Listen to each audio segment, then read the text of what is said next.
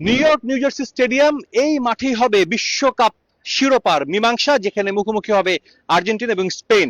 এই ম্যাচ নিয়ে হাইপ এতটাই উঠেছে, ম্যাচের একটা টিকিটের দাম উঠেছে $1,00,000, যা বাংলাদেশি মুদ্রায় প্রায় 1 কোটি টাকারও বেশি। সবাই চাইছেন এই ইতিহাসের সাক্ষী হতে।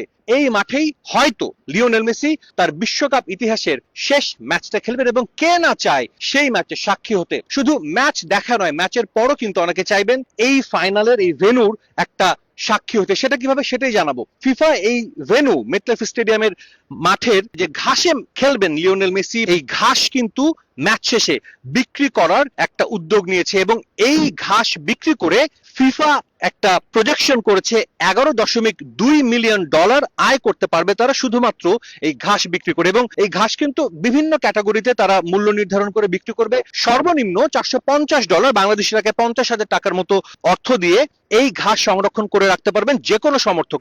ভোগান্তি ভুলে চলে আসুন রিগালে, ওয়ারেন্টি সহ স্টাইলিশ কালেকশন নিয়ে রেডি রিগাল ফার্নিচার। তবে এটা আসলে কোনো দোকানে বা কোনো শোরুমে বিক্রি হবে না। এই ঘাস যদি কেউ নিতে চান, তাদেরকে অনলাইনে প্রি বুক করতে হবে। প্রি বুক যারা করতে পারবেন শুধুমাত্র তারাই এই ঘাসের কিছুটা অংশ পাবেন। এবং শুধু $450, যেটা সর্বনিম্ন, এরপর 900, এরপর 1200 এবং সর্বোচ্চ $3,000 পর্যন্ত বিভিন্ন ক্যাটাগরি রেখেছে ফিফা।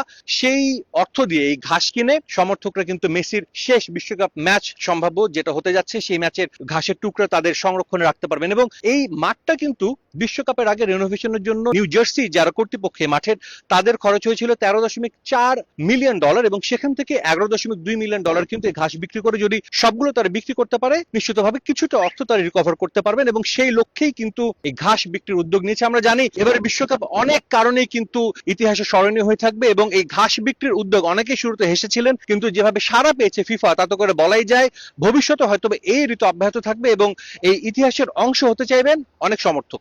নিউ জার্সি থেকে সাজিদ মুস্তাহিদ, সময় সংবাদ, যুক্তরাষ্ট্র।